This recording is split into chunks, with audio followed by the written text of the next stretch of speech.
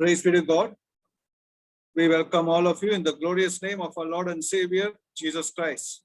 We also welcome on behalf of the Kodambakkam Christian Brethren Assembly and the GLM Bookshop Ministries in Chennai. To begin with, let us start with a word of prayer. I request for the opening prayer, Brother Evangelist Alphonse from Madurai to open the meeting with a word of prayer. Over to Madurai, Evangelist Alphonse.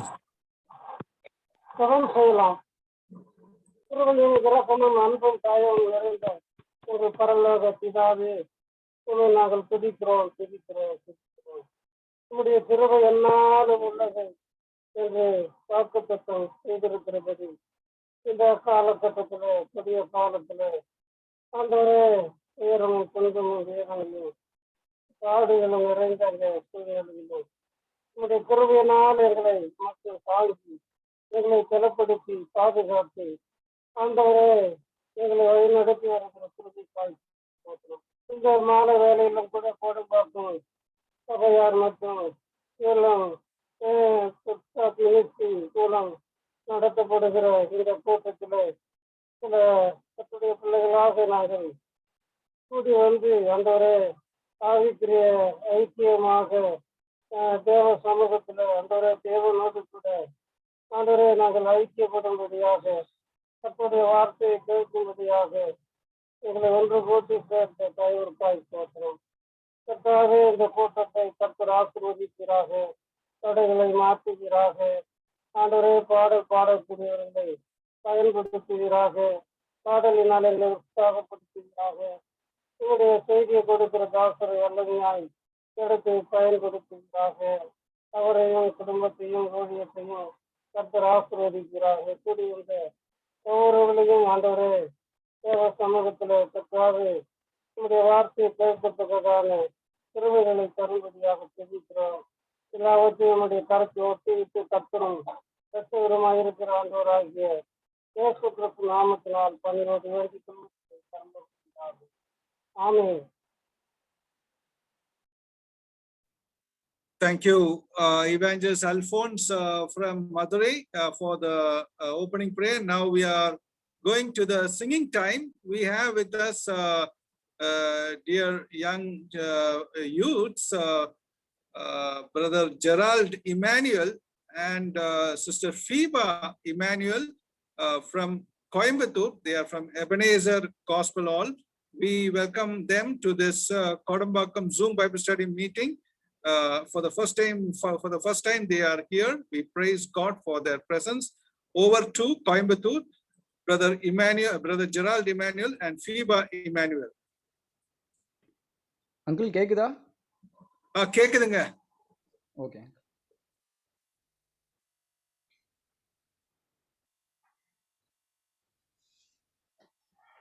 கர்த்தருடைய நாமம் மகிமைப்படுவதாக. முதலாவதாக நமது தமிழ் பாடல் புத்தகத்திலே 93வது பாடலை பாடுவோம். இயேசு என்ற திருநாமத்திற்கு எப்போதுமே மிக ஸ்தோத்திரம் என்ற பாடலை பாடுவோம்.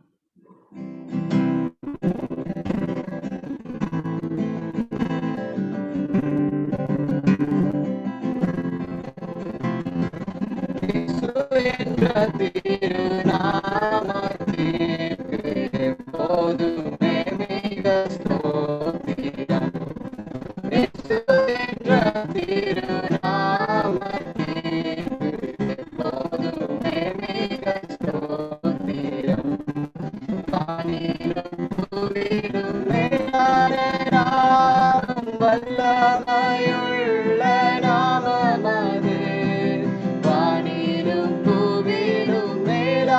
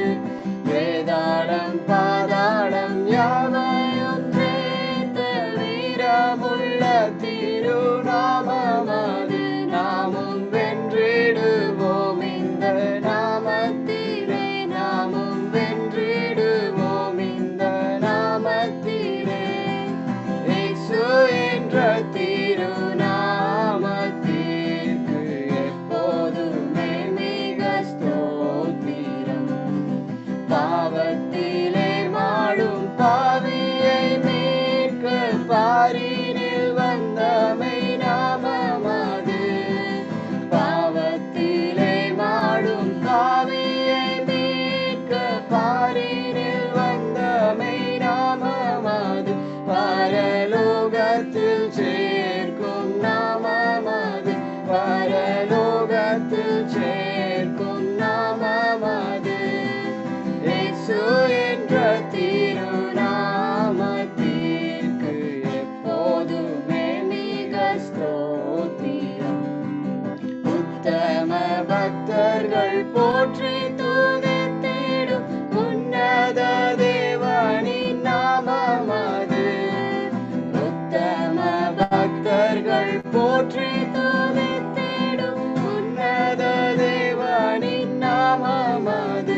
உலகெங்கும் ஜொலித்திடும் நாமமது.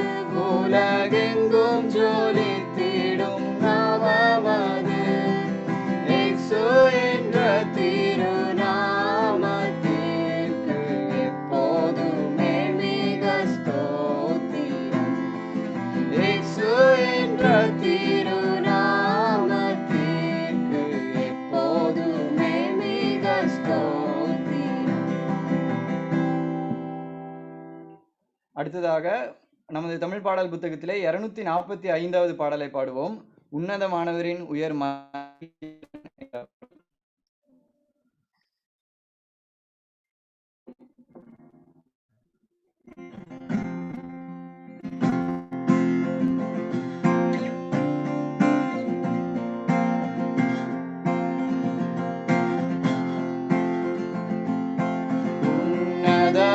உன்னதமானவரின் உயர் மறைவில் இருக்கிறவன், சர்வ வல்லவரின் நிழலில் தங்குவான். இது பரமசிலாக்கி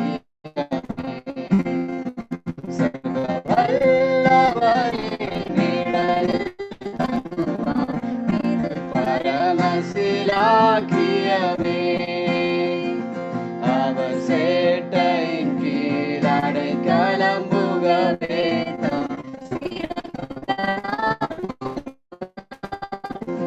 அவர் சேட்டையின் கீழ் அடைக்கலம் புகவே தாம் சிறகுகளால் மூடுவார். தேவரின் அடைக்கலமே என் கோட்டையும் மரணும் அவர். அவர் சத்தியம் பரிசயம் கேடகமாமே நம்பிக்கையும் அவரே. அவர் சத்தியம் பரிசயம் கேடகமாமே நம்பிக்கையும் அவரே. அவர் சேட்டையின் கீழ் அடைக்கலம் புகவே தாம் சிறகுகளால் மூடுவார். அவர் சேட்டையின் கீழ் அடைக்கலம் புகவே சிறகுகளால் மூடுவார். பயங்கரத்திற்கும் பகலில் மறைக்கும் அம்புக்கும் இருளில் நடமாடும் கொள்ளை நோய்க்கும் நான் பயப்படவே மாட்டேன். இருளில் நடமாடும் கொள்ளை நோய்க்கும் நான் பயப்படவே மாட்டேன். சேட்டையின் கீழ் அடைக்கலம் புகவே தாம் சிறகுகளால் மூடுவார். அவர் சேட்டையின் கீழ் அடைக்கலம் புகவே தாம் சிறகுகளால் மூடுவார். ஆயிரம் பதினாயிரம் பெண்களும் பக்கம் விழும் அது ஒரு காலத்தும் உன்னை அணுகாது. தேவனும் தாவரமே அது ஒரு காலத்தும் உன்னை அணுகிடாது. உன் தேவனும் தாவரமே. அவர் சேட்டையின் கீழ் அடைக்கலம் புகவே தாம் சிறகுகளால் மூடுவார். அவர் சேட்டையின் கீழ் அடைக்கலம் புகவே தாம் சிறகுகளால் மூடுவார். அவர்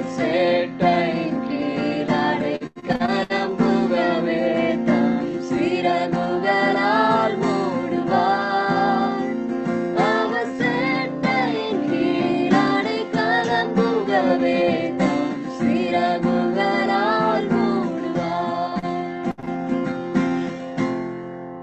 கர்த்தருடைய நாமம் மகிமைப்படுவதாக. Thank you. Thank you, Brother Gerald Emmanuel and Sister Phoeba Emmanuel, both brother and sister of Emmanuel, of children of Emmanuel. So we praise God for their singing. May God be with these young children for what they have done this day. May the good Lord bless them and guide them in this dark world. Now, we once again welcome all of you in the glorious name of our Lord and Savior, Jesus Christ. We welcome all of you in the blessed,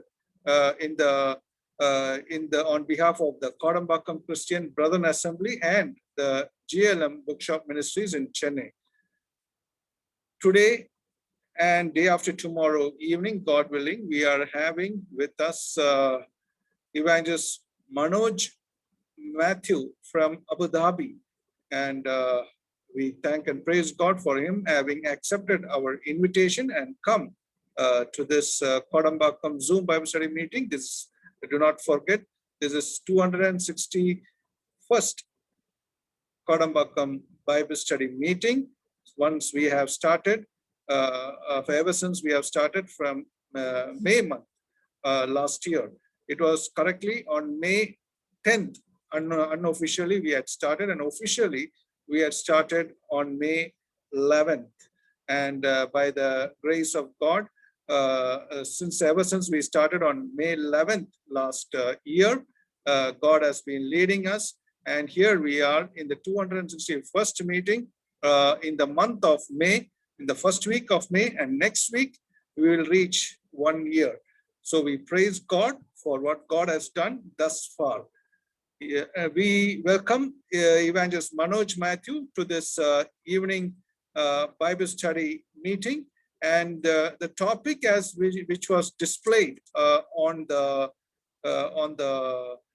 banner is not what is going to be preached. It is the Song of Solomon. But later, after posting the banner in the various WhatsApp groups, we have decided with the will of God that we have to change the topic, because we see a lot of difficult situations arising among the believers across and the unbelievers across India and abroad, across the globe, with the problem of coronavirus. And we have to see, introspect our life, and we have chosen, a brother had chosen the verse from Judges chapter 21 and the last verse 25. In those days there was no king, and in Israel every man did that which was right in his own eyes. So that is the main verse that is going to be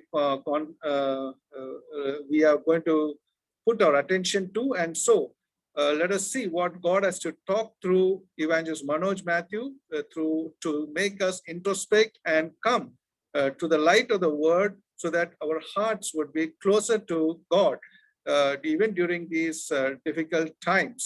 We praise God for everything he has done thus far.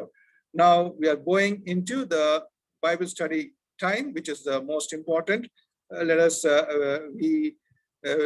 go and search the word of God, so that for the blessing of the and also we have with us for translation Brother Samuel Martin from Pondicherry, and he will be translating the word of God from English to Tamil.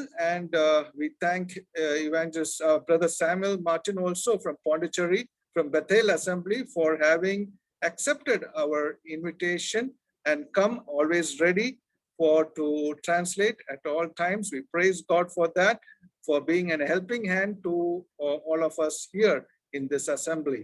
Now we welcome Brother Samuel Martin from Pondicherry, Bethel Assembly, even at this evening time for the translation purpose. Now we are going to the blessing of the message prayer. For that, I call upon Evangelist Kriston Prabhu from Paramakudi to in Ramanathapuram district to pray for the blessing of the message.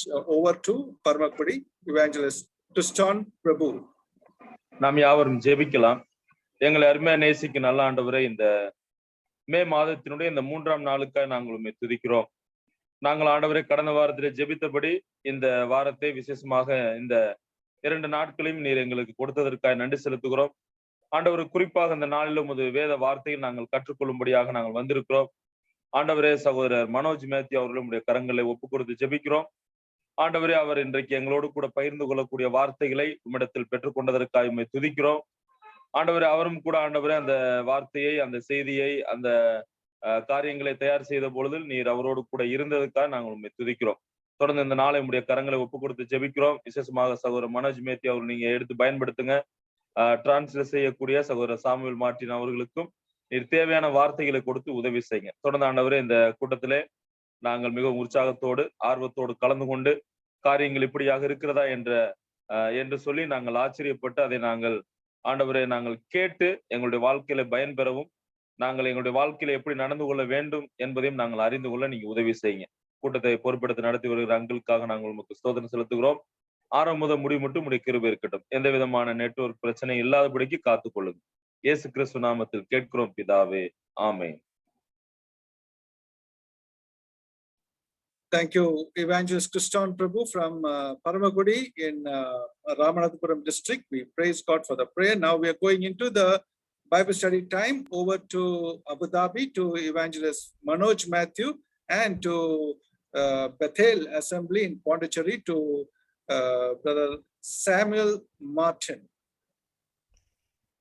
Praise the Lord. Once again, greetings to all in the matchless name of Lord and Savior Jesus Christ. கர்த்தருக்கு ஸ்தோத்திரம் உண்டாவதாக. ஒரு முறை கூட இணையற்ற கர்த்தராகிய இயேசு கிறிஸ்துவின் நாமத்திலே உங்கள் யாவருக்கும் என்னுடைய வாழ்த்துதல்களை தெரிவித்துக் கொள்கிறேன். I thank the Lord for the privilege once again to be in your midst through this Zoom application and to share from the glorious God's word. கர்த்தருடைய வார்த்தையை இந்த Zoom அப்ளிகேஷன் மூலமாக உங்களுக்கு பகிர்ந்து கொள்ளும்படியாய் தேவன் எனக்கு பாராட்டின இந்த வாய்ப்புக்காக கூட அவருக்கு நான் நன்றியுள்ளவனாய் இருக்கிறேன். I thank the Kodambakam Assembly elders and especially Brother Santosh Johnson for giving me this opportunity. Kodambakkam திருச்சபையின் மூப்பர்களுக்கும் விசேஷமாக சகோதரர் சந்தோஷ் ஜான்சன் அவர்களுக்கும் எனக்கு இந்த வாய்ப்பை தந்தமைக்காக நான் நன்றி செலுத்துகின்றேன். I thank the Lord that God is using brother and the assembly for conducting such Bible classes in these pandemic days. இந்த பெருந்தொற்றின் நாட்களிலும் சகோதரர் அவர்களையும் திருச்சபையையும் கர்த்தர் இவ்விதமாய் வேத வகுப்புகள் எடுக்கும்படியாய் கர்த்தர் பயன்படுத்தி வருகிறார். அவருக்கு நான் நன்றியுள்ளவனாய் இருக்கிறேன். We are in very difficult times. நாம் மிகவும் கொடுமையான கொடிய காலகட்டத்திலே நாம் இருக்கின்றோம். And we have no answer for so many things that are happening around us. நம்மை சுற்றிலும் நடக்கிற அநேக விஷயங்களுக்கு நமக்கு பதில் தெரிவதில்லை. And so many questions are also arising in our mind. What are the answers for all these questions and the things that provoke us these days? நம்முடைய மனதிலும் அநேக கேள்விகள் எழுகின்றது. நம்மை அதிகமாய் சிந்திக்க வைத்து கேள்விகளை எழுப்புகின்ற காரியங்களுக்கும் நமக்கு பதில் தெரியவில்லை. When the corona came first time, the believers not affected very much, but the second wave of COVID-19, so many believers, so many evangelists and so many people even passed away. முதல் முறை corona பாதிப்பு ஏற்பட்ட பொழுது அதிகமாய் விசுவாசிகள் அதனால் பாதிக்கப்படவில்லை. ஆனால் இந்த 2ஆம் அலை என்று சொல்லப்படுகிற இந்த நாட்களிலே அதிகமான விசுவாசிகளும் கர்த்தருடைய ஊழியர்களும் பாதிக்கப்பட்டிருக்கிறார்கள். அநேகர் நம்மை விட்டு கடந்தும் சென்றிருக்கிறார்கள். We have the promise from the Bible that no evil will fall in your tent. எந்த ஒரு தீங்கும் உன் கூடாரத்தை அணுகுவதில்லை என்று வேதத்திலே நமக்கு வாக்குத்தத்தம் உண்டு. Then we have the question, then why this COVID-19 is struggling and so many believers are suffering? ஆனாலும் நம்மிடத்திலே கேள்வி இருக்கிறது, ஏன் இந்த கொரோனா COVID-19 நம்மை இவ்விதமாய் பாதிப்படைய செய்கிறது. அநேக விசுவாசிகள் இதனால் அவதிப்படுகிறார்களே என்று நாம் நினைக்கிறோம். I don't have proper answer to that, my own, but let us look into the word of God and what the Bible says about God's works on the earth. எனக்கு இதற்கென்று சுயமாய் பதில் சொல்ல முடியவில்லை என்றாலும் கர்த்தர் வேதத்திலே தம்முடைய கிரியையை எவ்விதமாய் நடப்பிக்கிறார் என்று அதிலிருந்து நாம் கற்றுக்கொள்ளலாம். As Brother Santosh Johnson introduced, we are going to look into the book of Judges, chapter 17 and verse 6. சகோதரர் சந்தோஷ் ஜான்சன் அவர்கள் அறிமுகப்படுத்தினது போல நியாயாதிபதிகளின் புத்தகம் 17ஆம் அதிகாரம் 6ஆம் வசனம். In those days there was no king in Israel, every man did what was right in his own eyes. அந்நாட்களிலே இஸ்ரவேலிலே ராஜா இல்லை, அவனவன் தன் பார்வைக்கு சரி போனபடி செய்து வந்தான். This particular phrase is repeated many times in the book of Judges. நியாயாதிபதிகளின் புத்தகத்திலே இந்த வாக்கியம் அதிகமாய் மறுபடியும் உபயோகப்படுத்தப்படுகிறது. What is the meaning of this particular phrase?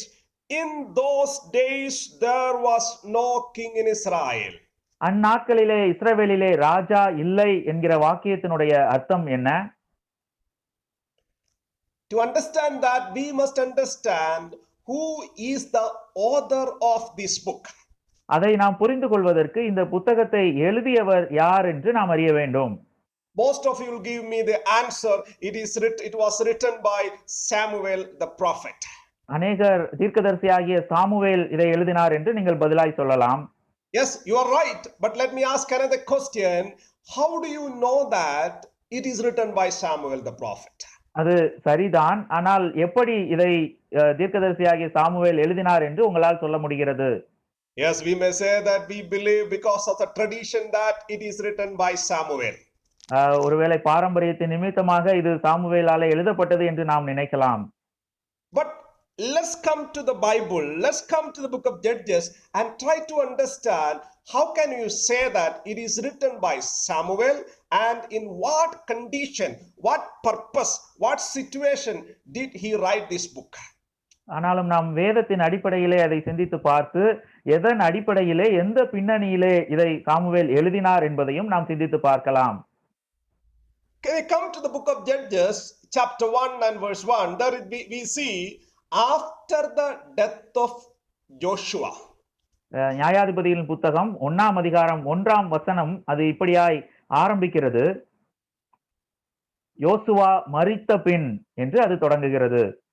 Then we can see the history of the judges starting from Othniel, the first judge. Othniel என்கிற முதலாவது நியாயாதிபதியிலிருந்து இந்த வரலாறு தொடங்குகிறதையும் நம்மால் காண முடிகிறது. And when you come to chapter 16, we have the history of Samson. It is ending with the history of Samson, the last judge in the book of Judges. 16ஆம் அதிகாரத்திலே சிம்சோனுடைய வரலாறு கொடுக்கப்படுகிறது. நியாயாதிபதிகளின் வரிசையில் கடைசி நியாயாதிபதியாய் அவர் காணப்படுகின்றார். That is a history recorded in the book of Judges from Othniel till Samson.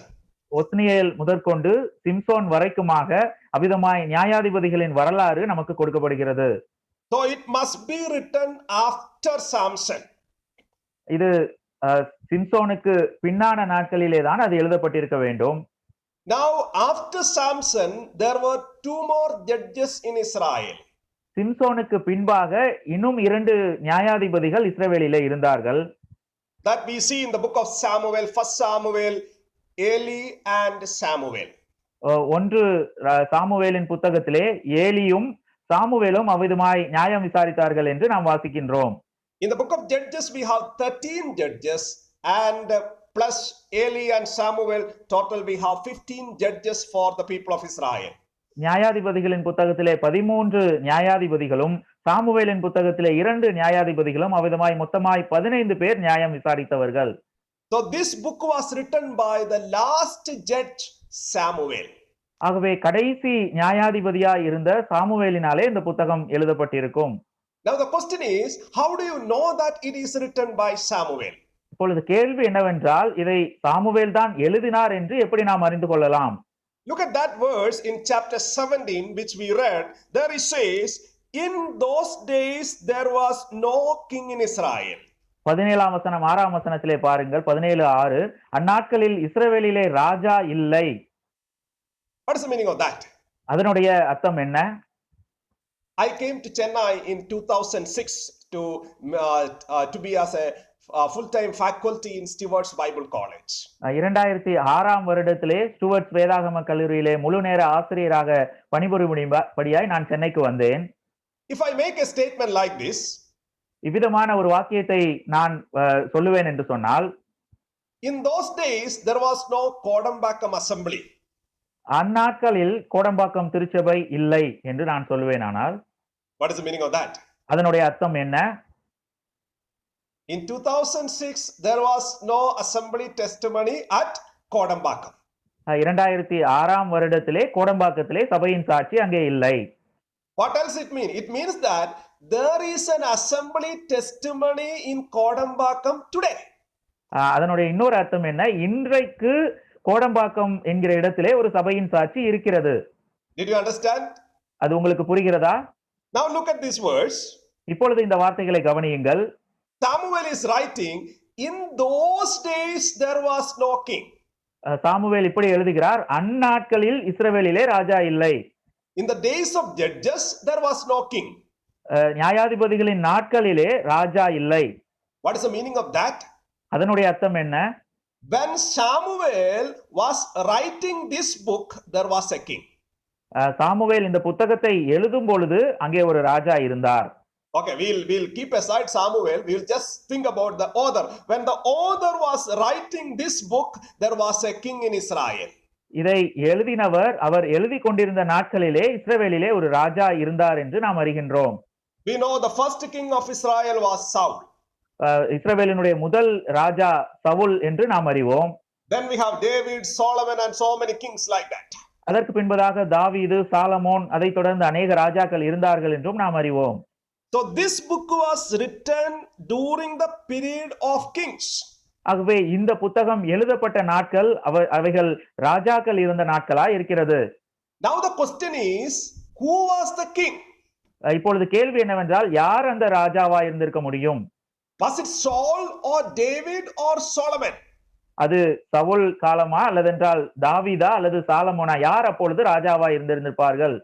For that come to chapter 1. முதல் அதிகாரத்திற்கு நாம் வரலாம். Chapter 1. நியாயாதிபதிகளின் புத்தகம் முதல் அதிகாரம் verse 19. 19ஆம் வசனம். We will read verse 21. 21ஆம் வசனம். பென்யமீன் புத்திரர் எருசலேமிலே குடியிருந்த எபூசியரையும் துரத்தி விடவில்லை. ஆகையால் எபூசியர் இந்நாள் மட்டும் பென்யமீன் புத்திரரோட கூட எருசலேமில் குடியிருக்கிறார்கள்.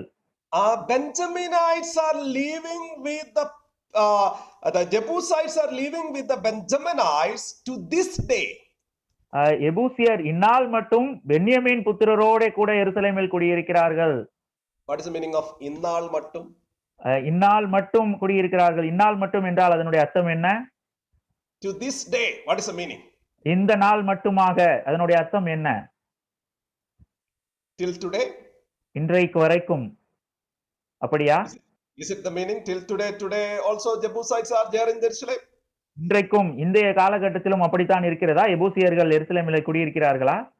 Sometimes wrongly we understand like that. சில நேரங்களிலே தவறாய் அப்படி நாம் புரிந்து கொள்கின்றோம். To this day means the day when the author was writing this book.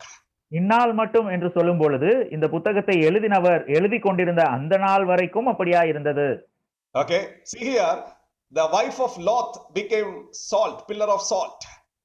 லோத்தினுடைய மனைவி அங்கே உப்புத்தூணானால் அதை நாம் அறிந்திருக்கிறோம். That is there in to this day. இந்நாள் மட்டுமாய் அந்த உப்புத்தூண் இருக்கிறது என்று நாம் வாசிக்கிறோம். And I heard one person telling Bible is wrong, that salt pillar is not there today. வேதாகமம் தவறாய் இருக்கிறது, இன்றைக்கு அந்த உப்புத்தூண் இன்றைக்கு இல்லையே என்று ஒருவர் சொல்லுகின்றார். No. To this day means when Moses was writing the book of Genesis, it was there. இந்நாள் மட்டும் என்று சொல்லும் பொழுது மோசே ஆதியாகமம் புத்தகத்தை எழுது மட்டுமாய் அந்த உப்புத்தூண் அங்கே இருந்தது. So here, when the author was writing the book of Judges, Jebusites were controlling Jerusalem. இங்கே நியாயாதிபதிகள் புத்தகத்தை எழுதினவர் எழுதுகின்ற அந்த நாள் மட்டுமாக எபூசியர் அங்கே எருசலேமிலே அவர்கள் குடியிருந்தார்கள். Now when you come to Second Samuel chapter 5, 2 Samuel 5ஆம் அதிகாரத்திற்கு நாம் வரும்பொழுது there we see David became king. அங்கே தாவீது ராஜாவாகிறதை நாம் காண்கின்றோம். And soon after he became king, he came to Jerusalem and defeated the Jebusites. ராஜாவான உடனே அவர் எருசலேமுக்கு வருகின்றார். அங்கே எபூசியர்களை அங்கே தோற்கடித்து துரத்தி விடுகின்றார் என்று நாம் காண்கிறோம். He captured Jerusalem from the hands of Jebusites. எபூசியர்கள் கையிலிருந்து எருசலேமை அவர் கைப்பற்றிக் கொண்டார். For the want of time, I am not reading that whole chapter. You can read and understand later. அந்த முழு அதிகாரத்தையும் நீங்கள் வாசித்து அதை புரிந்து கொள்ளலாம். நேரம் இல்லாததால் நான் அதை வாசிக்கவில்லை. See, David captured Jerusalem, and then onwards it is called a city of David. Jerusalem is called a city of David. தாவீது எருசலேம் நகரத்தை கைப்பற்றினார். அது முதற்கொண்டு அது தாவீதின் நகரம் என்று அழைக்கப்பட்டது. Why I said this? See here, when David became king, he captured Jerusalem from the hands of Jebusites. ஏன் இதை நான் சொல்லுகின்றேன்? தாவீது ராஜாவான உடனே அவர் எபூசியர்களின் கையிலிருந்து எருசலேமை அவர் பிடித்துக் கொண்டார். But when this book was written, Jebusites were there in Jerusalem. ஆனால் இந்த புத்தகம் அது எழுதப்பட்ட பொழுது எபூசியர்கள் அங்கே எருசலேமிலே குடியிருந்தார்கள். What is the meaning of that? அதனுடைய அர்த்தம் என்ன? This book was written before David became king. இந்த புத்தகம் தாவீது ராஜாவாவதற்கு முன்பதாக எழுதப்பட்ட புத்தகம். So the author Samuel had written this book before David became king. இதை எழுதியவராகிய சாமுவேல் தாவீது ராஜாவாவதற்கு முன்பதாக இதை எழுதியிருக்கின்றார். Now connect these 2 points. இந்த 2 குறிப்புகளையும் இப்பொழுது சேர்த்து பாருங்கள். When the book was written, there was a king. இந்த புத்தகம் எழுதப்பட்ட பொழுது இஸ்ரவேலிலே ராஜா இருந்தார். When this book was written, Jebusites were there in Jerusalem. இந்த புத்தகம் எழுதப்பட்ட பொழுது எருசலேமிலே எபூசியர்கள் குடியிருந்தார்கள். When we connect these 2 together, இந்த இரண்டையும் நாம் சேர்த்து பார்க்கும் பொழுது we can understand this book was written during the reign of Saul, the first king of Israel. இந்த புத்தகம் எழுதப்பட்ட நாட்கள் அப்பொழுது சவுல் முதலாவது ராஜாவாகிய சவுல் தான் ராஜாவா இருந்தார் என்று நாம் அறிந்து கொள்கின்றோம். So I hope you understood. See, Samuel is writing in the days of Saul, the first king of Israel. ஆகவே சாமுவேல் இந்த புத்தகத்தை இஸ்ரவேலின் முதல் ராஜாவாகிய சவுலின் நாட்களிலே நியாயாதிபதிகள் புத்தகத்தை எழுதியிருக்கின்றார். Now what made Samuel to write this book? இப்பொழுது இந்த புத்தகத்தை எழுதும்படியாய் சாமுவேலுக்கு என்ன தூண்டப்பட்டது? எதனாலே அவர் இந்த புத்தகத்தை எழுதினார்? What was the immediate situation led Samuel to write this burdensome book? என்ன சூழ்நிலை இருந்ததினாலே இந்த புத்தகத்தை எழுதும்படியான பாரம் அவருக்கு உண்டாயிற்று? See here, so many times Samuel is repeating, in those days there was no king, people did as they like. அநேக முறை Samuel இந்த வார்த்தைகளை குறிப்பிடுகின்றார். அங்கே இஸ்ரவேலிலே ராஜா இல்லை, ஜனங்கள் தாங்கள் விரும்பினதையெல்லாம் செய்து வந்தார்கள் என்று அவர் சொல்லுகின்றார். There was a similar situation in the days of Saul in Israel. இஸ்ரவேலிலே சவுலினுடைய நாட்களிலும் இதே போன்ற ஒரு சூழ்நிலை காணப்படுகின்றது. See, now there is a king in Israel, Saul, the mighty king. இப்பொழுது இஸ்ரவேலிலே ஒரு ராஜா இருக்கின்றார், வல்லமையுள்ள ராஜா. இப்பொழுது சவுல் அங்கே இருக்கின்றார். Then why did Samuel write like this? அப்படியானால் ஏன் சாமுவேல் இப்படியாய் அங்கே எழுதியிருக்க வேண்டும்? Samuel became an old man. Samuel இப்பொழுது வயதான ஒரு முதியவராய் அவர் இருக்கின்றார். You know what happened in those days? அந்த நாட்களிலே என்ன நடந்திருக்கும்? Saul was going after David.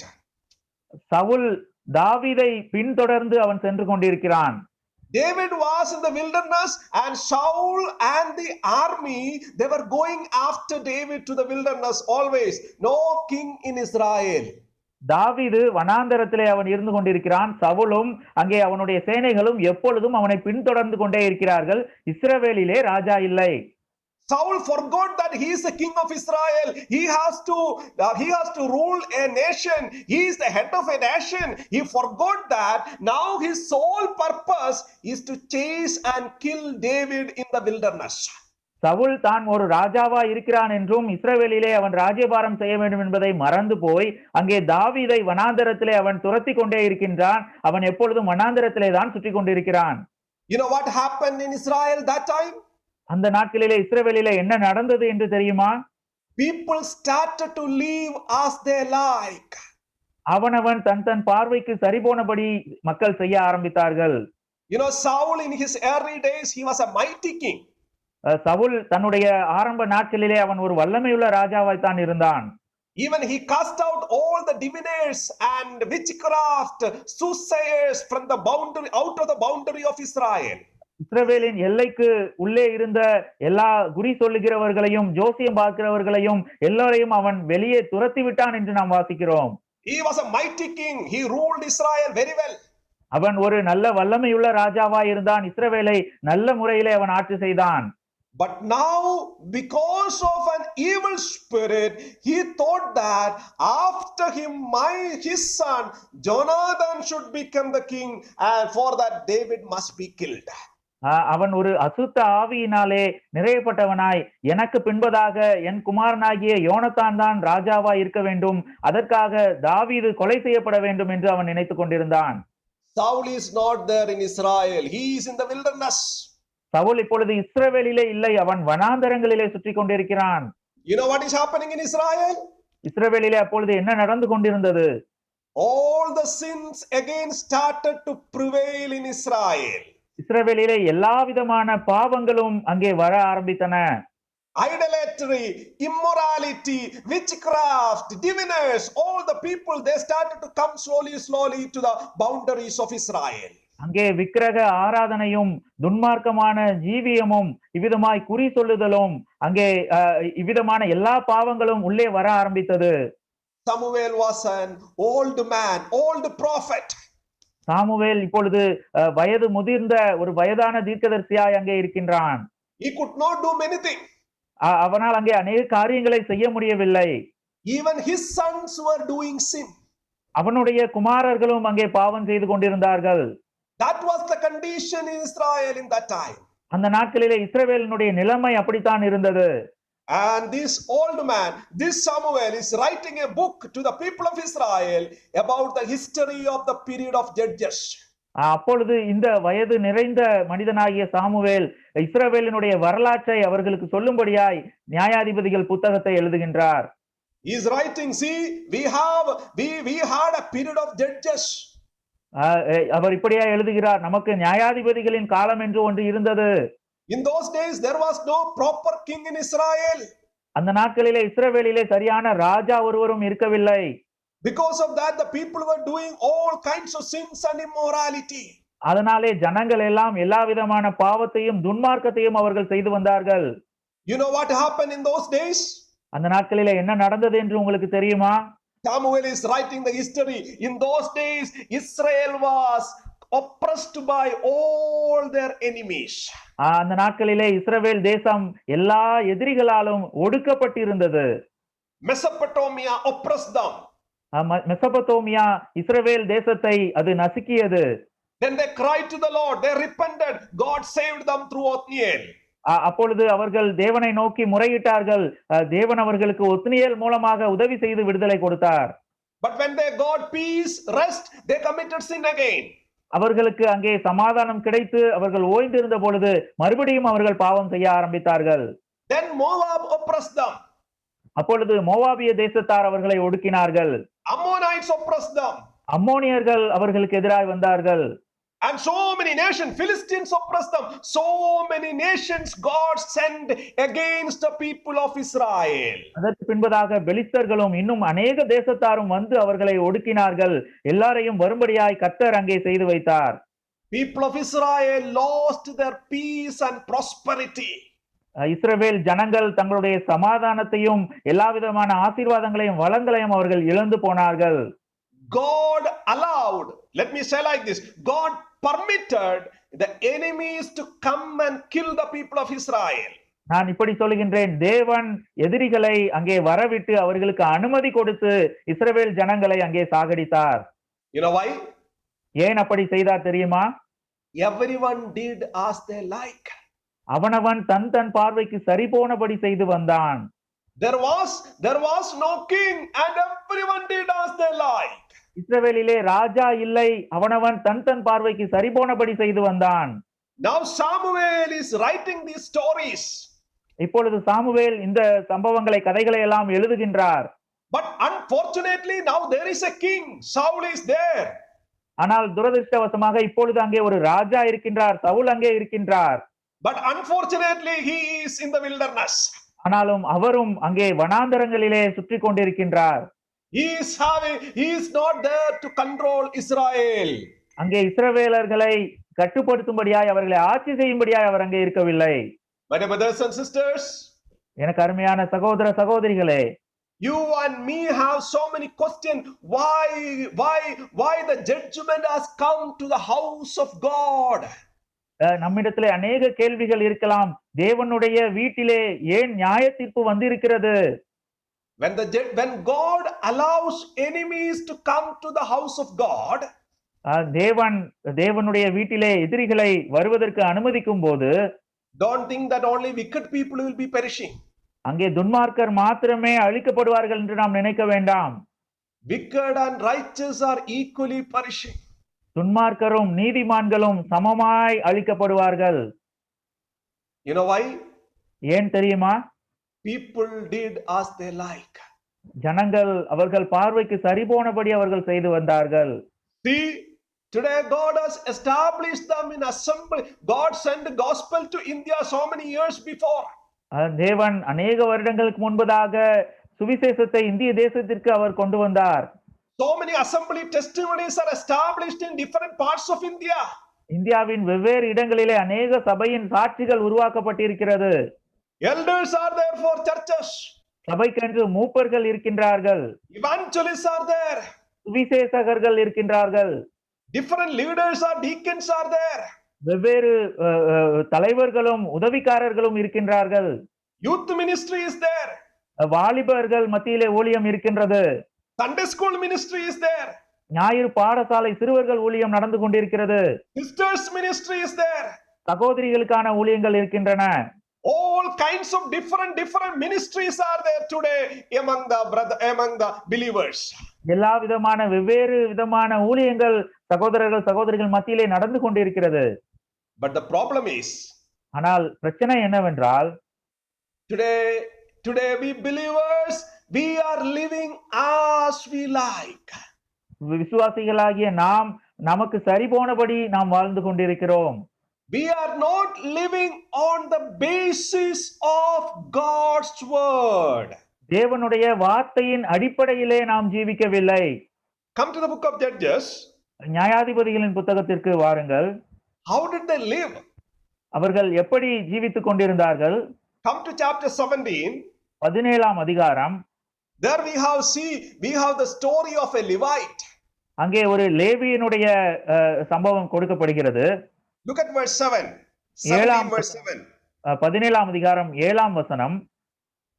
யூதாவில் உள்ள பெத்லகேம் ஊரானும் லேவியனுமான ஒரு வாலிபன் அங்கே தங்கியிருந்தான். See here, a Levite from Judah, Bethlehem. யூதாவில் உள்ள பெத்லகேம் ஊரானாகிய லேவியன். You know what did he do? அவன் என்ன செய்தான்? When you have time, you read the entire chapter 17 and 18. உங்களுக்கு நேரம் கிடைக்கும் போது 17, 18 அதிகாரங்கள் முழுவதையும் வாசித்து பாருங்கள். He left Bethlehem, he left Judah, and he was going somewhere because he did not like Bethlehem. அவன் எருசலேமையும் யூதாவையும் விட்டுவிட்டு அவைகள் அந்த பெத்லகேம் அவனுக்கு பிடிக்காததினாலே அங்கே இருந்து அவன் விலகி சென்றான் என்று நாம் பார்க்கிறோம். A Levite who should be doing his ministry, now he is going somewhere else. ஒரு லேவியன், அவன் தன்னுடைய ஊழியத்தை நிறைவேற்ற வேண்டியவன், அவன் இங்க வேற எங்கோ அவன் இப்பொழுது சென்று கொண்டிருக்கிறான். Finally he ended up in the house of Micah. இப்பொழுது கடைசியாக மீகாவினுடைய வீட்டிற்கு அவன் வந்திருக்கிறான். You know what kind of person was Micah? மீகா என்ன விதமான மனிதன் என்று தெரியுமா? Micah was a person who built images, idols in the name of the Lord. தேவனுடைய கர்த்தருடைய நாமத்திலே சுரூபங்களை செய்து அவிதமாய் வைத்திருந்த ஒரு மனிதனாய் அவன் இருந்தான். Micah and his mother, they were making idols in the name of the Lord. Not simply making idols in the name of the Lord. மீகாவும் அவனுடைய தாயாரும் அங்கே சுரூபங்களை விக்கிரகங்களை செய்து கொண்டிருந்தார்கள். அவர்கள் கர்த்தருடைய நாமத்திலே அதை செய்து கொண்டிருந்தார்கள். Look at verse 3. மூன்றாம் வசனத்தை பாருங்கள். அவன் அந்த 1100 வெள்ளிக்காசை தன் தாயினிடத்தில் திரும்ப கொடுத்தான். அவள் வெட்டப்பட்ட ஒரு சுரூபத்தையும் வார்ப்பிக்கப்பட்ட ஒரு விக்கிரகத்தையும் உண்டு பண்ண, நான் என் கையில் இருந்த இந்த வெள்ளியை என் மகனுக்காக முற்றிலும் கர்த்தருக்கென்று நியமித்தேன். இப்பொழுதும் இதை உனக்கு திரும்ப கொடுக்கிறேன் என்றாள். Dedicating to the name, hand of the Lord, in the name of the Lord, idols.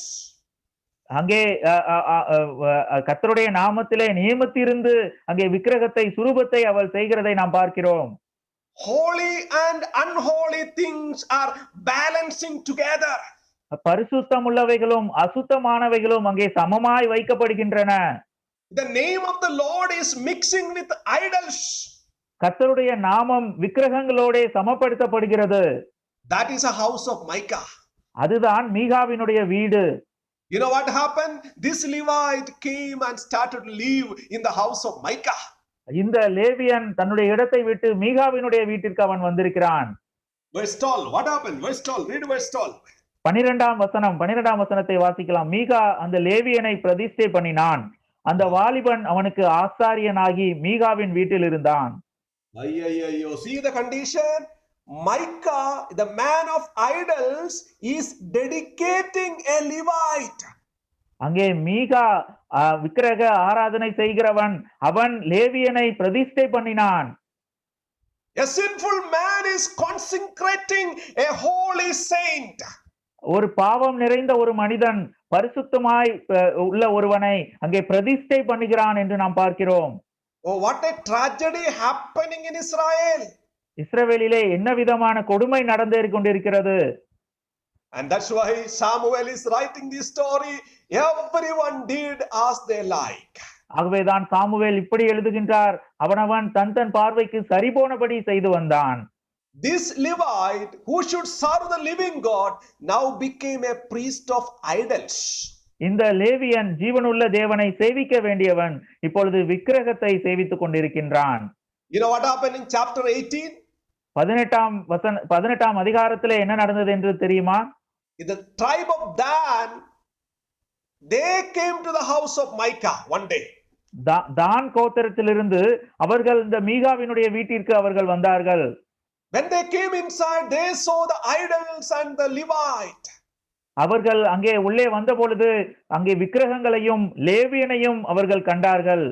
After they went and coming back time, they took the idols and the priest and went to their territory and started idolatry as a religion in Israel. அவர்கள் மறுபடியுமாய் அந்த எல்லைக்குள்ளாக அவர்கள் செல்லும் பொழுது அங்கே அந்த விக்கிரகத்தையும் ஆசாரியனையும் உடன் கொண்டு சென்றார்கள்.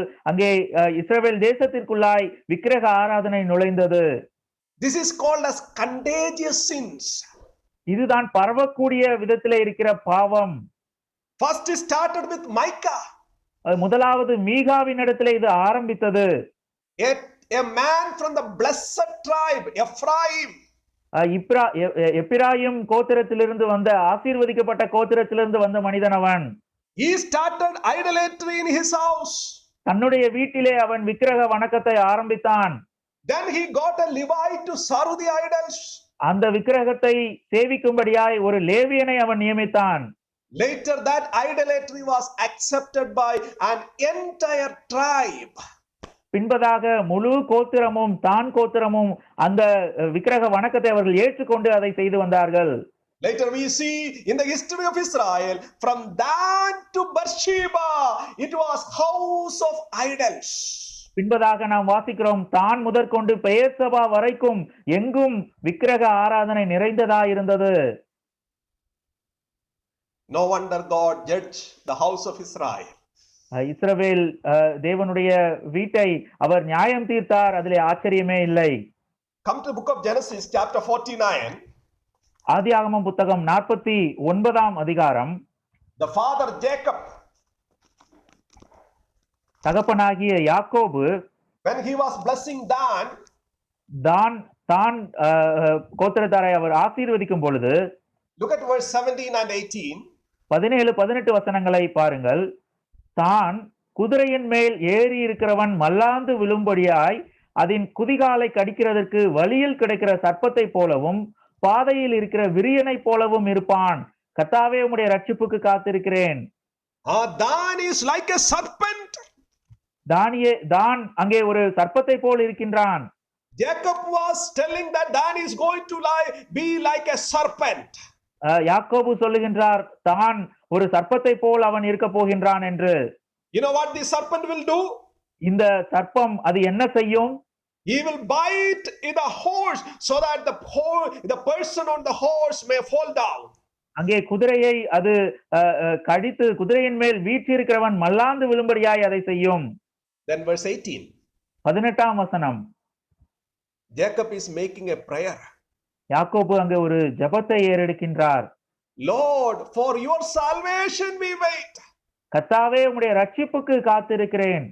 You know what is the literal meaning of that word salvation there? அங்கே ரட்சிப்பு என்பதனுடைய எழுத்துப்பூர்வமான அர்த்தம் என்ன? Lord, we wait for removing the hindrance. கர்த்தாவே எங்களுக்கு எதிராக இருக்கிற தடையை எடுத்து போடும்படியாய் காத்திருக்கிறோம். See, Dan is going to become a hindrance for the people of Israel. இஸ்ரவேல் ஜனங்களுக்கு தான் ஒரு தடையாய் அவன் மாறப்போகின்றான். Jacob saw that in the spirit years before. அநேக வருடங்களுக்கு முன்பதாக யாக்கோபு தன் ஆவியிலே அதை உணர்ந்தார். He understood Dan is going to become a serpent.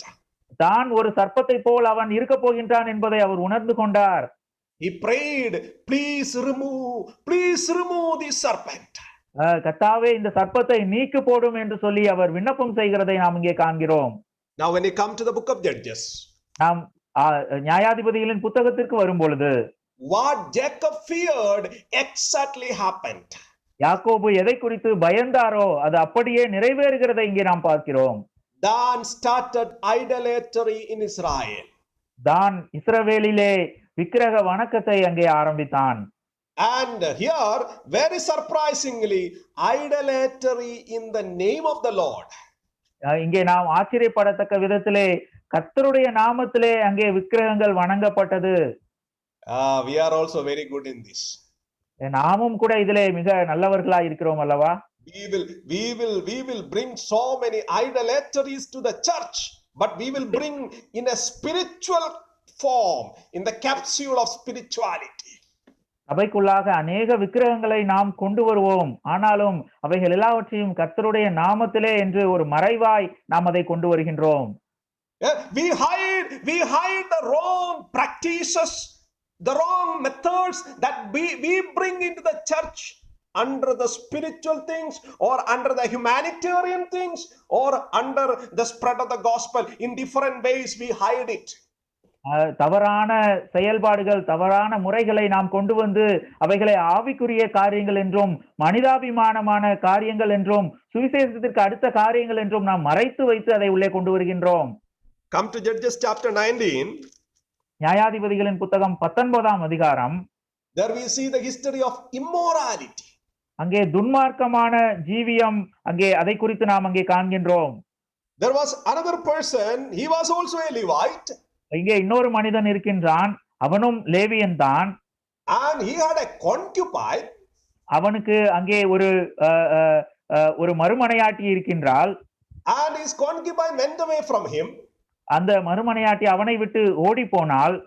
And one day he went to her and brought her back. அவன் அங்கே மறுபடியுமாய் சென்று அவளை மறுபடியும் தன்னிடத்திலே சேர்த்து கொண்டான். And because of the day became night, he could not travel. That night he was staying in the territory of Benjamin, tribe of Benjamin. அவன் அங்கே இரவா இருந்தபடியினாலே பிரயாணம் செய்யவில்லை, அங்கே தங்கி இருந்தான். அது பெஞ்சமின் கோத்திரத்தாருக்குரிய எல்லையா இருந்தது. One old man took them to his house. அங்கே ஒரு வயதான மனிதன் அவனை தன்னுடைய வீட்டிற்கு அழைத்து சென்றான். But you know what happened in the night? ஆனால் இரவிலே அங்கே என்ன நடந்தது? Some wicked people of that city came and they wanted to have homosexuality with this man. அங்கே அந்த இரவிலே சில துன்மார்க்கமான மனிதர்கள் வந்து அங்கே அந்த மனிதனோட கூட ஒரே உறவு ஆணோடு ஆண் செய்கின்ற அந்த விதமான உறவு அங்கே நேரிட்டது. What a wickedness is happening in Israel. இஸ்ரவேலிலே என்ன விதமான பாவம் அங்கே நடந்து கொண்டிருக்கிறது? Finally, this man sent out his concubines and they killed this woman. கடைசியிலே இந்த மறுமனையாட்டியை அவன் அனுப்பிவிட்டான். அந்த பெண்ணை அவர்கள் கொலை செய்தார்கள். We know the story. For want of time, I am not explaining the story. There finally all Israel came and they told to Benjaminites, give away those people, we want to judge them. கடைசியிலே அங்கே முழு இஸ்ரவேலும் வந்து அந்த Benjamin கோத்திரத்தாரிடத்திலே அந்த மனிதர்களை எங்களிடத்திலே ஒப்புவியுங்கள், அவர்களை நாங்கள் நியாயம் தீர்க்க வேண்டும் என்று சொல்லுகின்றார்கள். But you know what happened? ஆனால் அங்கே என்ன நடந்தது? Benjaminites supported these wicked people. Benjamin கோத்திரத்தார் இந்த துன்மார்க்கமான மனுஷரை அவர்களை காப்பாற்றும்படியாய் எத்தனித்தார்கள். They came and killed so many Israelites. அவர்கள் வந்து அநேக இஸ்ரவேலரை அங்கே கொலை செய்து போட்டார்கள். The next day God permitted Israel to kill all the men of the Benjaminites. அடுத்த நாளிலே இஸ்ரவேல் கோத்திரத்தார் எல்லா பெஞ்சமின் கோத்திரத்தாரையும் கொன்று போடும்படியாய் கர்த்தர் அனுமதி கொடுத்தார். I don't think all the Benjaminites were wicked people. எல்லா பென்யமீனியரும் அங்கே துன்மார்க்கர் என்று நான் நினைக்கவில்லை. But because of the wickedness of these people, all the Benjaminites were killed that day. ஆனால் இந்த ஒரு சில மனிதர்களுடைய துன்மார்க்கத்தின் நிமித்தமாய் முழு பென்யமின் கோத்திரத்தின் ஆண்மக்களும் அங்கே கொலை செய்யப்பட்டார்கள். Only some people did the wickedness, but the entire Benjaminites are supporting them. ஆனால் ஒரு சில மனுஷர் மாத்திரமே இந்த பாவத்தை செய்தார்கள். ஆனால் முழு பென்யமின் கோத்திரமும் அவர்கள் சார்பாய் இருந்தார்கள், அவர்களுக்கு உதவி செய்தார்கள். My brothers and sisters, எனக்கு அருமையான சகோதர சகோதரிகளே, it's a time to introspect into ourselves. நம்மை நாமே நிதானித்து பார்க்கின்ற நேரமாய் இது இருக்கிறது. Look at God's dealings in the house of Israel. இஸ்ரவேல் ஜனங்களிடத்திலே கர்த்தர் எவ்விதமாய் நடந்து கொண்டார் என்று பாருங்கள். You know what is happening today in the churches? இன்றைக்கு சபையிலே என்ன விதமாய் காரியங்கள் நடப்பிக்கப்படுகிறது? So many practices which is sinful happening in the churches. அநேக பாவமுள்ள செய்கைகள் சபையிலே தானே நடந்து கொண்டிருக்கிறது. Let me say one example which is growing in the churches today. அதிகமாய் சபையிலே வளர்ந்து கொண்டிருக்கிற ஒரு எடுத்துக்காட்டை நான் உங்களிடத்திலே சொல்லுகின்றேன். God said, I hate divorce.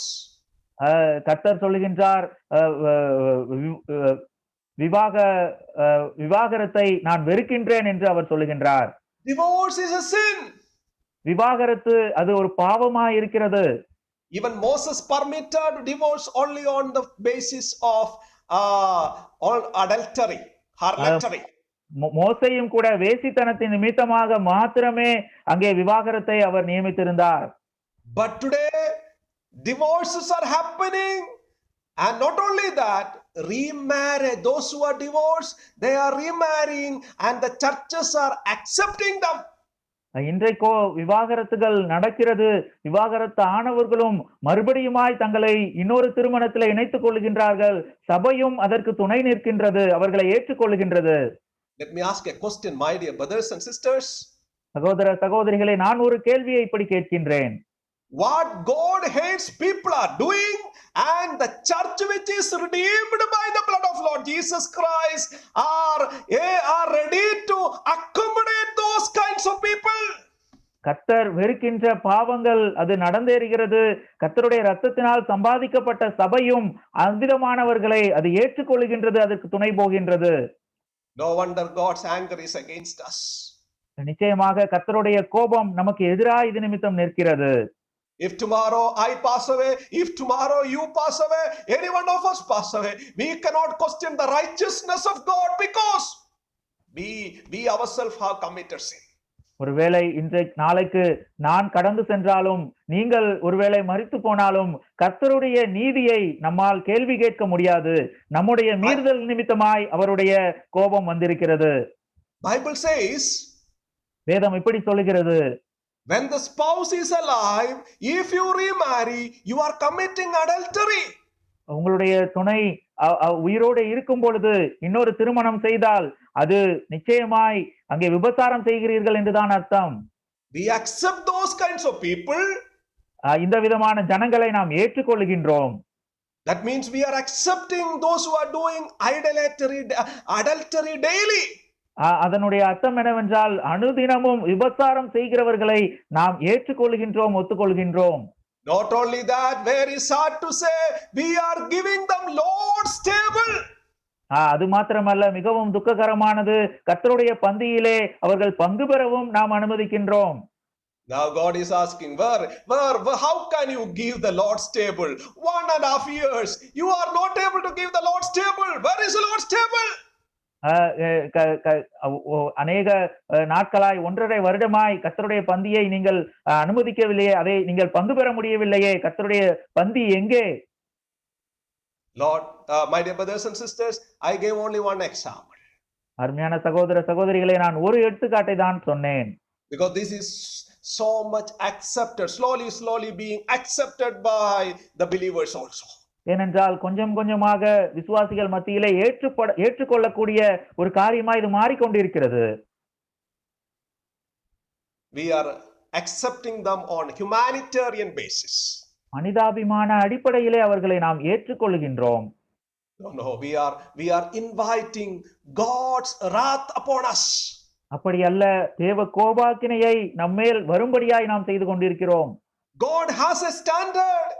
தேவன் அவர் ஒரு தரத்திலே அவருக்கென்று ஒரு காரியம் உண்டு. When God says this is wrong, this cannot happen, this cannot accept, we cannot accept that. தேவன் அதை ஏற்றுக்கொள்ள முடியாது, அவ்விதமாய் நடக்கக்கூடாது என்று சொல்லுவார் என்று சொன்னால் நிச்சயமாய் நாம் அதை ஏற்றுக்கொள்ளக்கூடாது. After doing all these things, we are asking God, why are you judging with the Gentiles? நாம் இவைகளெல்லாம் செய்துவிட்டு கர்த்தரிடத்திலே கேட்கிறோம், கர்த்தாவே புறஜாதிகளோடு எங்களையும் ஏன் நியாயம் தீர்க்கிறீர்? You know, Eli's sons, ஏலியினுடைய குமாரர்கள், they were having immorality with the women consecrated for the house of God. தேவனுடைய ஆலயத்திற்கென்று பிரித்தெடுக்கப்பட்ட ஸ்திரீகள் அவர்கள் சயனித்தார்கள், அவர்கள் விபச்சாரம் செய்ய காரணமாயிருந்தார்கள். Philistines came to fight against Israel. பெலிஸ்தர்கள் இஸ்ரவேலுக்கு விரோதமாய் யுத்தம் செய்யும்படியாய் வந்தார்கள். You know what did this Eli's son did? ஏலியினுடைய குமாரர்கள் அப்பொழுது என்ன செய்தார்கள்? They took the ark of the covenant and went for battle. அங்கே தேவனுடைய உடன்படிக்கை பெட்டியை எடுத்துக்கொண்டு யுத்தம் செய்யும்படியாய் சென்றார்கள். Oh, they thought that ark is with us, nothing will happen. அவர்கள் இப்படி நினைத்தார்கள், கர்த்தருடைய பெட்டி நம்மோடு கூட இருக்கிறது, நமக்கு ஒன்றும் நடக்காது என்று. Ark was caught. They were killed. Eli died. Oh, what a terrible thing happened in the house of God. கர்த்தருடைய பெட்டி பிடிக்கப்பட்டது, அவர்களும் அங்கே கொலை செய்யப்பட்டார்கள். ஏலி அங்கே விழுந்து மரித்து போனான். கர்த்தருடைய வீட்டிற்கு நடந்தது என்னது என்பதை யோசித்து பாருங்கள். Samuel, the old prophet, Samuel வயது நிறைந்த தீர்க்கதரிசி, grieved in his heart, தன்னுடைய மனதிலே அவன் துக்கம் கொண்டவனாயிருந்தான். He is writing to the people of Israel. இஸ்ரவேல் ஜனங்களுக்கு இதை எழுதுகின்றான். You have a king. உங்களுக்கு ஒரு ராஜா இருக்கின்றார். But today people are doing as they like. ஆனால் ஜனங்கள் தாங்கள் விருப்பப்படி செய்து கொண்டிருக்கிறார்கள். You know why? ஏன் தெரியுமா? Leaders are fighting for position. தலைவர்கள் தங்களுடைய நிலைமைக்காக, தங்களுடைய ஸ்தானத்திற்காக தலைவர்கள் சண்டை போட்டுக் கொண்டிருக்கிறார்கள். No time to take care of church. சபையை கவனித்துக் கொள்ள அவர்களுக்கு நேரம் இல்லை. My dear brothers and sisters, எனக்கு அருமையான சகோதர சகோதரிகளே, let's examine our lives today. இன்றைக்கு நம்முடைய வாழ்க்கையை நாம் நிதானித்து பார்ப்போம். Our God is a gracious God. நம்முடைய தேவன் கிருபையுள்ள தேவனாய் இருக்கின்றார். Broken and contrite heart he will not despise. அவர் ஒருபோதும் உடைந்து போன நொறுக்கப்பட்ட இருதயத்தை ஒருபோதும் அவர் தள்ளுகிறவர் அல்ல. Let's come to the Lord and say, Lord, yes, I am sin. I have committed sin. அவரிடத்திலே வந்து, ஆமாண்டவரே நான் பாவம் செய்தேன் என்று நாம் அவரிடத்திலே ஒப்புக்கொள்வோம். Lord, forgive me. என்னை மன்னியும் ஆண்டவரே. Forgive the church. சபையை மன்னித்தருளும். Let's come back to the Lord. கர்த்தரிடத்திலே நாம் திரும்பி வர கடவோம். What are we doing as we like? நாம் விருப்பப்படியே நாம் என்ன செய்து கொண்டிருக்கின்றோம்? Solomon wrote in the book of Proverbs. Solomon நீதிமொழிகளின் புத்தகத்திலே இப்படி எழுதினார். A man's way is pleasing in his eyes, but the end of those is death. மனிதருக்கு நன்றாய் தோன்றுகிற வழிகள் உண்டு, அவைகளின் முடிவோ மரண வழிகள். My dear brothers and sisters, எனக்கு அருமையான சகோதர சகோதரிகளே, David prayed in Psalm 139, last verse. சங்கீதம் 139 தாவீது இப்படியாய் அவர் ஜெபிக்கின்றார். Lead me in the everlasting way. நித்திய பாதையிலே என்னை நடத்தும். Let's come back to the Lord. கர்த்தரிடத்திலே நாம் திரும்பி வருவோம். Let's confess our sins. நம்முடைய பாவங்களை அறிக்கை செய்வோம். The Lord will remove the pandemic. கர்த்தர் இந்த பெருந்தொற்றை அவர் எடுத்து போடுவார். Let's come back to the Lord. Let's pray to the Lord so that the Lord may do the miracle in our lives. நாம் கர்த்தரிடத்திலே திரும்பி வந்து அவரிடத்திலே தானே நாம் ஜெபிப்போம். அவர் நம்முடைய வாழ்க்கையிலே மாற்றத்தை ஏற்படுத்துவார். Let us proclaim like this. We have a king. Our king is the Lord, and we live according to his will. நாம் இப்படியாய் சொல்லுவோம், நமக்கு ஒரு ராஜா உண்டு, நம்முடைய கர்த்தர் தானே நம்முடைய ராஜாவா இருக்கிறார், அவருடைய சித்தத்தின்படியாய் நாம் வாழ கடவோம். I will not do whatever he doesn't like. அவருடைய சித்தத்தின்படியாய் அதையே நாம் விருப்பமாய் கொண்டு நாம் செய்வோம். I will not do whatever he doesn't like. அவருக்கு விருப்பமில்லாத காரியங்களை நான் செய்ய மாட்டேன் என்று நாம் சொல்லுவோம். May the Lord bless us by these words. கர்த்தர் தாமே இந்த வசனங்கள் மூலமாய் நம்மை ஆசீர்வதிப்பாராக. Amen. Amen.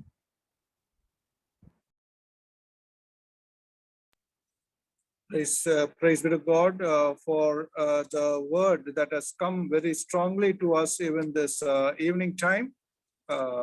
May the blessed words be resounding and be continuing to work in our hearts as the years pass by, and even now as we take a decision on various aspects. And it has been well pointed out in the book of Judges. In those days, there was no king, and the people did as they wanted. So we also are in these days with our Lord as the king, and with our God as our king. And how are we doing? Are we going according to the Lord's will or our will? So that is a very personal question we have to ask ourselves. Nobody can judge each one and each other. But one thing we should know, that if we do any of the innumerable sins or mistakes that we consider it very casually these modern times in our lifetime, we are really going far away from the will of God, and we will get punished by God as the heathen or the Gentiles get punished. So the Lord's righteousness is always correct. We cannot question that, but we have to be very careful in our Christian walk. That is what Apostle Paul tells to each one of us in Ephesians, that walk in the love as the Lord Jesus Christ has loved us. So Christian walk is very important, and our personal walk is so important that it depends on how we manage it in the aspect of in God's eyes. So only God will know how we are truly with ourselves and with others.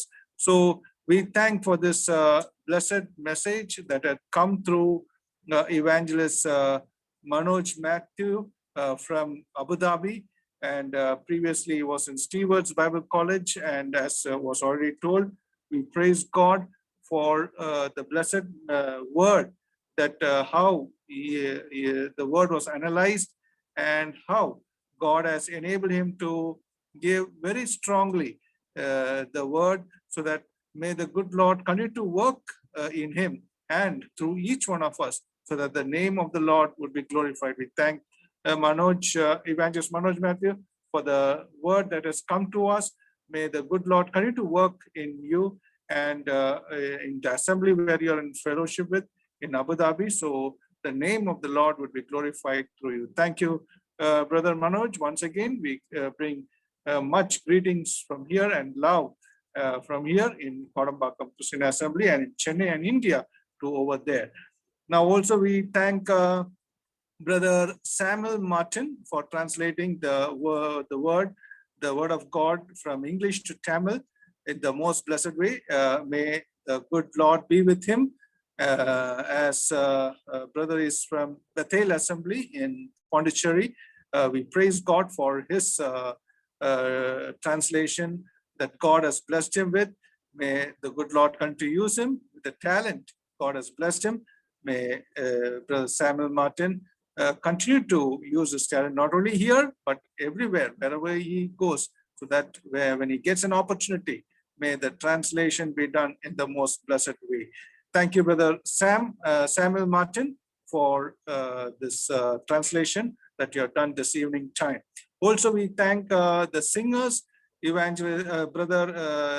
children, Brother Gerald Emmanuel and Sister Fiba Emmanuel from Coimbatore, Ebenezer Gospel Hall, for having sang the two Tamil songs. May the blessed Lord be with the children. We once again give glory to them, to God for them.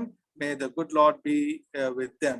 Also, we thank the participants for having participated, and we are sure the word that has come to your hearts from the word of God, from Judges, and how these are very important even to this age, how these living word, the living word of God speaks to our heart. So may we are sure the word has already spoken to you through the strength of the Holy Spirit.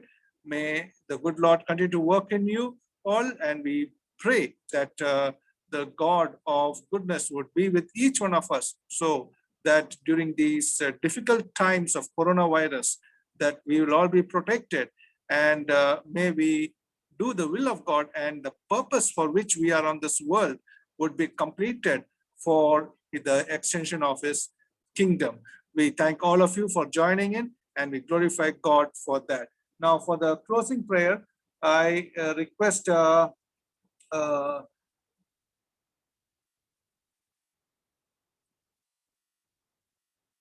Brother Satish from Trichy to Tiruchirappalli to close in with a word of prayer. Over to Tiruchirappalli, Brother Satish.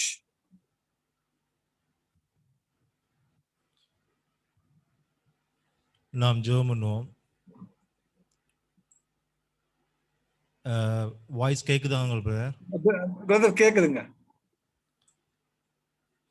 கிருபையில் ஐஸ்வர்யமுள்ள எங்கள் பரலோக பிதாவே, இந்த அருமையான மாலை வேளைக்காக நன்றியோடு துதிக்கிறோம், ஸ்தோத்திரிக்கிறோம். ஆண்டவரே, நீர் எங்களோடு பேசின எச்சரிப்பின் வார்த்தைகளுக்காக உம்மை நன்றியோடு துதிக்கிறோம், ஸ்தோத்திரிக்கிறோம். ஆண்டவரே, நீர் எங்களோடு பேசிக்கொண்டே இருக்கிறீர். எங்களுக்கு ஆண்டவரே புத்தி சொல்லிக் கொண்டே இருக்கிறீர்.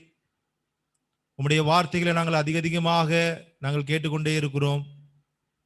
கர்த்தாவே, இஸ்ரவேலர்களுடைய வாழ்க்கையில நடந்த சம்பவங்கள் எங்களுக்கு திருஷ்டாந்தமாக இருக்கிறது. இவைகளை பார்த்து நாங்கள் எங்களுடைய வாழ்க்கையை மாற்றிக்கொள்ள வேண்டும் என்று அது எழுதப்பட்டிருக்கிறது. ஆண்டவரே, நியாயாதிபதிகளுடைய புஸ்தகத்திலே காணப்பட்ட இந்த சோகமான சம்பவங்கள் எங்களுடைய சபை வாழ்க்கையிலும் காணப்படாதபடிக்கு கர்த்தாவே, நாங்கள் மிக ஜாக்கிரதையாக வாழ எங்களுக்கு உதவி செய்ய முடியாது நாங்கள் ஜெபிக்கிறோம். அருமையான சகோதரர் ஆண்டவரே பாரத்தோடு முன்வைத்த காரியங்களுக்காக நாங்கள் ஜெபிக்கிறோம். கர்த்தாவே, கர்த்தருடைய சபையில ஆண்டவரே குதிரையிலே போகிறவன் ஆண்டவரே மடிந்து விழும்படியாக, கீழே விழும்படியாக வழியிலே இருக்கக்கூடிய சர்ப்பங்கள் போல இன்றைக்கு எங்களுடைய வாழ்க்கை மற்றவர்களுக்கு இடரலாயிராதபடிக்கு எங்களுடைய ஒழுக்க ரீதியான வாழ்க்கை ஆண்டவரே விக்கிர ஆராதனையினுடைய மறு வடிவங்கள் இவைகளெல்லாம் கர்த்தாவே சபையிலே காணப்படாதபடிக்கு அவைகள் ஒதுக்கப்பட, சுத்திகரிக்கப்பட, பரிசுத்தப்படுத்தப்பட கர்த்தாவே நாங்கள் ஜெபிக்கிறோம். விசேஷமாக எங்களுடைய தனிப்பட்ட குடும்ப வாழ்க்கைகளில ஆண்டவரே நீர்தாமே ஒவ்வொரு குடும்பத்தையும் ஒவ்வொரு தனிப்பட்ட விசுவாசிகளுடைய வாழ்க்கையும் கர்த்தாவே சீர்தூக்கி பார்த்து, சகோதரன் சொன்னது போல ஆண்டவரே நொறுக்கப்பட்ட இருதயத்தை கர்த்தர் நேசிக்கிறார் என்று சொன்னது போல ஆண்டவரே நாங்கள் மனம் திரும்பின நிலைமையில காணப்பட உதவி செய்வீராக. இன்றைக்கு அநேக விசுவாசிகளுடைய திருமண வாழ்க்கையில சாட்சி இல்லாமல் இருக்கிறது. விசுவாசிகள் அன்போடு கூட வாழ்வதிலே கற்றுக்கொள்ளாது இருக்கிறார்கள்.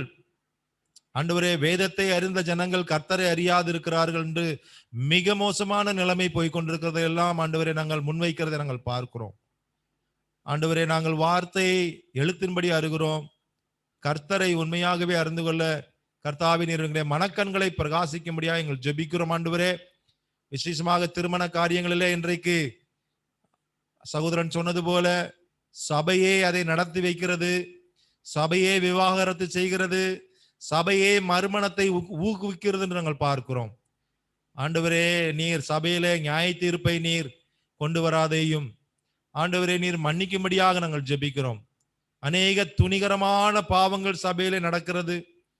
ஆண்டவரே, விபச்சாரம், ஆண்டவரே ஓரின சேர்க்கை, இப்படிப்பட்ட காரியங்கள் எல்லாம் நாங்கள் பார்க்கிறோம். சபையை ஆண்டவரே நீ கிருபையாய் மன்னிப்பீராக. ஆண்டவரே, சிக்ஷைக்கு உட்படாதபடிக்கு அநேகருடைய வாழ்க்கையில தேவன் தங்களுக்கு கொடுக்கப்பட்ட வாழ்க்கைக்கு ஆயுசு நாட்களுக்கு முன்பதாகவே முன் ஆயுசிலே மரிக்கக்கூடிய மக்களை நாங்கள் பார்க்கிறோம். தேவனே, அப்படிப்பட்ட காரியங்கள் எல்லாம் இல்லாதபடிக்கு விசேஷமாக சகோதரர் சொன்ன போல லீடர்ஸ், சபையினுடைய தலைவர்கள் செய்ய வேண்டிய வேலையை செய்யாமல் சவுல் எப்படி தாவீதை துரத்தி ஓடிக்கொண்டிருந்தானோ, வேலையை மறந்தானோ, அதே போல பதவிக்காக ஆண்டவரே தலைவர்கள் செயல்படும் பொழுது சபை வீணாய் போகிறது, சபை அது அசிங்கப்படுத்தப்படுகிறது என்று பார்க்கிறோம். கர்த்தாவே, ஒவ்வொருவரும் அவர்களுடைய பொறுப்பை உணர்ந்து செயல்பட நீர் உதவி செய்வீராக. எங்களை தாழ்த்தி உம்முடைய சமூகத்தில் ஒப்புக் கொடுக்கிறோம். இந்த நேரத்தில் பேசப்பட்ட வார்த்தைகள் ஆண்டவரே எங்களுடைய வாழ்க்கையினுடைய அனுபவங்களாக மாறட்டும். ஏதோ இது நேரப்போக்குக்காக நாங்கள் டெய்லி வந்து படித்து போகிறது அல்ல. நிச்சயமாக நாங்கள் வெற்றி உள்ள கிறிஸ்தவ வாழ்க்கையை வாழ வேண்டும் என்கிற பாரத்தோடு கூட, ரட்சிக்கப்பட்டது மாத்திரம் போதாது, அந்தந்த காரியங்களில நாங்கள் வெற்றி பெற வேண்டும் என்று ஆண்டவரே நீர் எங்களுக்கு போதிக்கிறீர். கர்த்தாவே, வெற்றியுள்ள கிறிஸ்தவ வாழ்க்கையாக, வெற்றியுள்ள கிறிஸ்தவ சபையாக நாங்கள் வாழ எங்களுக்கு உதவி செய்ய முடியாது நாங்கள் ஜெபிக்கிறோம். ஆண்டவரே, எங்களுக்கு கொடுத்த செய்திக்காக நன்றி செலுத்துகிறோம். அருமையான சகோதரர் மனோஜ் பிரதருக்காக ஸ்தோத்திரம். அபுதாபிலிருந்து ஆண்டவரே தன்னுடைய வார்த்தையை பகிர்ந்து கொண்டிருக்கிறார். ஆண்டவரே, சகோதரனுடைய ஊழியத்தை நீர் ஆசீர்வதிக்க வேண்டுமா என்று ஜெபிக்கிறோம். அநேகருக்கு பாரத்தோடு ஆண்டவரே விசேஷமாக பிராக்டிக்கலான காரியங்களை சொல்லி உற்சாகப்படுத்த மனம் திரும்புதலுக்குள் நடத்த ஆண்டவரை கிருபை செய்வீராக. இந்த பிளாட்ஃபார்முக்காக நன்றி செலுத்துகிறோம். நடத்துகிற அருமையான சந்தோஷத்திற்காக ஸ்தோத்திரம் செலுத்துகிறோம். கர்த்ததாமே இந்த ஊழியத்தை இன்னும் அதிகமாக ஆசீர்வதித்து இந்த ஊழியத்தினுடைய பலனாக அநேக ஜெயம் கொள்கிறவர்கள் உருவாகட்டும். அநேகர் பாவங்களிலிருந்து விடுதலை ஆகட்டும். அநேகர் புதிய வாழ்க்கைக்குள்ளே வரட்டும். கர்த்தாவே, எங்களை தாழ்த்தி ஒப்புக் கொடுக்கிறோம். நீர்தாமே இந்த நேரத்தை ஆசீர்வதித்து தந்தற்காக நன்றி செலுத்தி வந்திருந்த ஒவ்வொருவரையும் ஆசீர்வதிக்க வேண்டும் என்று ஆண்டவரை நாங்கள் ஜெபிக்கிறோம். ரட்சகரும் மீட்பருமா இருக்கிற கர்த்தராகிய இயேசு கிறிஸ்துவினுடைய நாமத்தினாலே ஜெபிக்கிறோம் நல்ல பிதாவே, ஆமென்.